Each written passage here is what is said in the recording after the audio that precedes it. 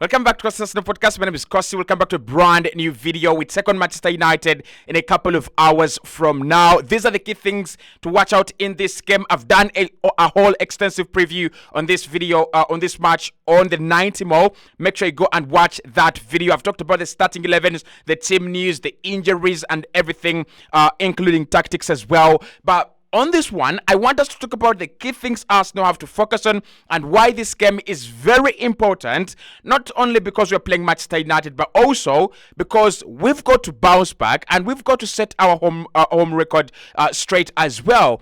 I think we are losing so many points at home. We are, performing very poorly at home right from last season, and it is being continued. It's a trend that we're continuing even into the new season. You look at that Nottingham Forest game, we never played well. We picked up 3 points, but we didn't play well. Then we went to Crystal Palace and we kept a clean sheet, and then we came back at home against Fulham. It was a 2-2 draw. So our home record is something to talk about, and a couple of other things as well. Hit the like button, subscribe to the podcast as well, and let me know your prediction, because in my previews I usually begin with the prediction.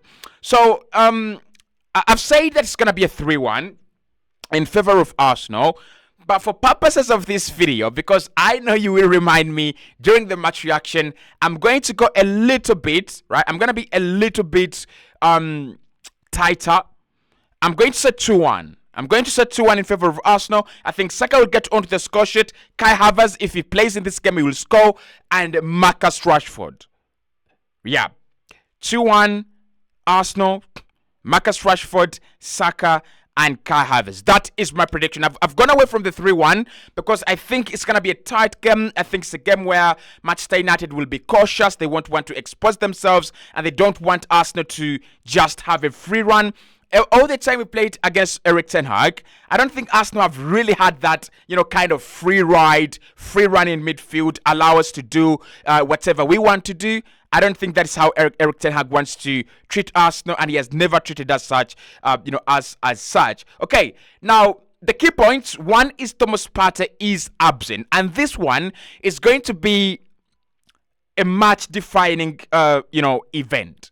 Thomas Partey picking up an injury 2 days or 3 days before Man United visit the Emirates Stadium, that is the worst thing he could ever do in this season. Like, he could have picked up an injury on any other day against any other opponent, and not when we are going to play Manchester United. Because initially, I thought Mikel Arteta would go with Declan Rice and Thomas Partey, in a double pivot, and then maybe Martin Odegaard ahead of them, maybe Fabio Vieira could play a part in the midfield, maybe Kai Havertz, whichever way Mikel actually would decide to play. Thomas Partey and Declan Rice would be would be the security that Arsenal just don't concede those easy giveaway goals. And of course that our midfield doesn't get overrun. If they play Casemiro as a single pivot and we play Partey and Rice, it means that we have a more solid defensive base and more solid, defensive pivot as compared to Man United. So without Thomas Partey, it means the system changes. It means that we can no longer play whichever system Mikel Arteta has been trying to implement this campaign. I mean, we can't. Timber is gone. Partey is gone. It will be foolish of Mikel Arteta. It would be too brave of Mikel Arteta, should I say, if he still insists that we are going to be inverting with one of our midfielders at right back, and we are going to be, playing a right-footed centre back at left back. It would be foolish, but it would be very, very surprising for me as well. So Thomas Partey being out of this one, it gives Manchester United a breather. It gives Manchester United a break. They can think about how to exploit Arsenal's press, how to exploit Arsenal's midfield now, because why we have been so dominant in the recent games, especially this campaign, Fulham, Crystal Palace, and Nottingham Forest, possession-wise, you have Thomas Partey coming into midfield, you have Declan Rice in midfield, you have Odegaard and Kai Havertz in midfield as well. So literally, we are playing with a box midfield of midfielders. Last campaign, we were playing with a box midfield of 3 midfielders plus 1 left back, which was Alexander Zinchenko. Today, Mikel Arteta, this season, he had decided to play a 4 midfield of just midfielders, and it was working out in terms of Arsenal having that possession and Arsenal being under, being in total control of games. But it's not going to happen again. So Partey is one of the talking points in this game. He's out of it. The other big talking point is the desire for Arsenal and the need for us to bounce back. Look, I don't know why. I don't know what is at the Emirates Stadium. I just don't know why at the Emirates Stadium Arsenal failed to behave the way Manchester City behave at home, the way Newcastle behave at home, the way Man United behave at home, the way Liverpool behave at home. If you're going to be title challengers, if you're going to want to win silverware, Champions League, FA Cup, Carabao Cup, whatever kind of silverware you want to win, there are three things. One, you need to make your home a fortress.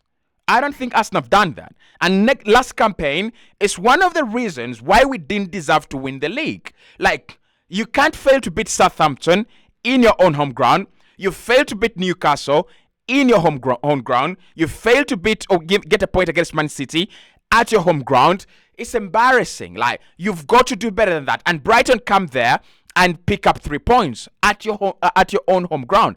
It's got to be much better than that. It has to be. It ought to be much better than that. So we've got to bounce back from a home what? Like, catastrophe? Fulham coming at the Emirates Stadium and performing the way they did. Just forget the 1 point they picked up, but performing the way they did. Just coming there, proving a point that they're a Premier League side. They don't have Mitrovic. They're Joe Palhinha, and if they no longer even have Maine Solomon. So I think Arsenal need to bounce back, and we don't need to bounce back only from the Fulham shocker or the Fulham shock. We actually have to bounce back from the fact that we are failing to behave like a proper team at home. This should be the first game that Mikel Arteta talks sense into these boys. When you are at home, you will control games. Teams will leave a lot of control to you, but it doesn't mean it's over. It doesn't mean it's done, right? We have the machinery to go toe-to-toe with almost every Premier League side when we are at the Emirates Stadium, and that is not a lie.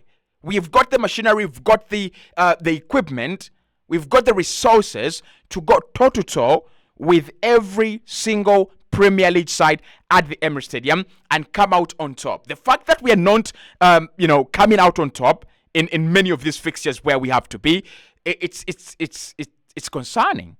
It's concerning, in my opinion.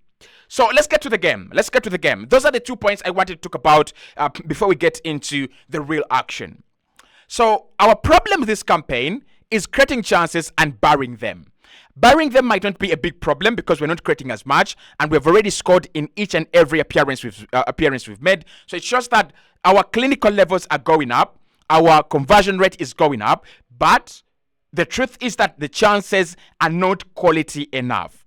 So when Fabio Vieira came on in the Fulham game, he did something I loved a lot. He communicated to Mikel Arteta that this team is missing such creativity, because prior to him coming onto the pitch, we were kind of stale. Everything we're doing is stale. Predictable, play on the right-hand side, overload the right-hand side, just play from there. And at times, let that ball flow to the left-hand side where Gabriel Martinelli is isolated alone. It just doesn't make any sense. So, in this game, Mikel Arteta needs to first address chance creation. Whether that means Zinchenko back in the team, whether that means Rice, Odegaard, and Vieira, whether that means Trossard, Saka, and Jesus, we need to address the point of chance creation, right? Someone did tell me in the Crystal Palace game, because I didn't do a preview and match review for Fulham, I was away. So someone told me to shut up because 3 points are 3 points. And they had nothing to say after the Fulham game, because eventually we had suffered the same problems we suffered against Crystal Palace, but this time we were not lucky. And that's why I say many Arsenal fans are pretty much very, very deluded. The problem at Arsenal is visible. We are the worst team when it comes to creating quality chances in the top 10. Brentford are creating quality chances. Brighton, Newcastle, Aston Villa, Liverpool, Manchester City, Tottenham Hotspur. We are the only team that are not creating, good chances, and that is coming from the fact that we are not playing our best players in their best positions. So I'm looking at Odegaard, and I'm like, how is James Maddison running riot, and Odegaard is still? Odegaard has got to get that license, that freedom to be wherever he wants in advanced areas, just to make sure that he can pick that pass to Jesus, to Nketiah, to Kai Havertz, and all these other players. So creativity is something we've got to work on. If you don't create good chances against Man United, you will not score good goals. I mean, we've got to agree upon that. They have a very good goalkeeper in Andre Onana, so it doesn't mean that when you beat their defense, you've actually beaten them. They have a very good centre-back in Lisandro Martinez, and his pairing with Victor Lindelof is one known to be undermined as well. So it's going to take a lot of intelligence. It's going to take a lot of, quality and being on our good day for us to break down Man United. It's as simple as that. It is a fact. It is undisputed. It is a fact, undisputed, right? So that is my point number 2.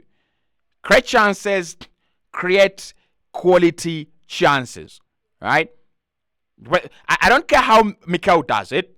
I don't care how the side actually are going to do it, but it is something that we've got to work on, especially, the fact that after Man United, there is that useless international break, and then we will have PSV, we will have the Carabao Cup, then we will have the Premier League, and then the Champions League again. We massively need that period. We need that period. We need that. This period, this Manchester United game, just to make sure that we know what is our best system and how do we create the best chances in a game. Okay.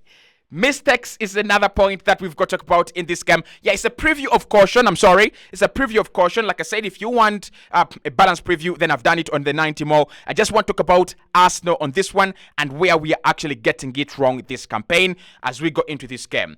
Mistakes is one thing. Now, people are really blaming Ramsdale. It is either you are afraid of the truth or you're just weak. Mentally and physically and psychologically. I'm going to say this as a bold statement. The 2 mistakes Bukayo Saka committed cost us the game at Fulham. That is a bold statement. Because Saka plays the ball back. It is uncautious. I don't think he's aware of the danger. He's got to be aware, right? He's got to be aware of the situation. Yes, Ramsdale is not on his line, and maybe he should be keeping that ball out, okay? He should be keeping that ball out. But Ramsdale is not at fault here. It is Saka at fault. And everybody says Ramsdale is at fault because they know there is Raya. And everybody says Partey is at fault, or Ben White is at fault, or Gabriel is not in the team. The truth is, Saka has got to be cautious and has got to be aware of his space, and he wasn't. Point number 2, Saka is marking Rafinha in the penalty area. Rafinha does not hit that ball. The Rafinha does not shrug off Saka, but Saka loses Paulinho. Why am I saying Rafinha? Paulinho in the penalty area for 2-2. So, it's not Ramsdale. It is Saka. But the point is not pointing fingers to players and trying to prove a point. My point is, every single player has got to eradicate mistakes in their game. Like I said, Ramsdale is mistake and error prone. I think Gabriel is the other player who is mistake and error prone. When you continue making those mistakes, when you continue just giving away the ball, just giving away chances, you're at the Emirates Stadium and you're conceding fast. You're conceding a goal in within 1 minute. That is stupidity. There is nothing to explain there. It's absolute stupidity. Absolute stupidity. You cannot be conceding a goal at the Emirates Stadium every single time within the first 5 minutes of the game, and you think it is fancy. It is absolute stupidity. So for me, you've got to eradicate mistakes because they've got the quality to punish, and they've got the quality to create their own chances. So they don't need the help of Arsenal making mistakes as well. Okay. So generally, this is a game where Arsenal have a lot to play for. Man United have a lot to play for as well. It's a game where Arsenal win, and it boosts our confidence back up. It's kind of, I don't know how it's called, that process of just making sure that the heart beats again. When the heart stops and it's pumped again. I just forgot. I think that is what Arsenal need. Man United, they need a reason to remember who they are and where they are going because they seem lost.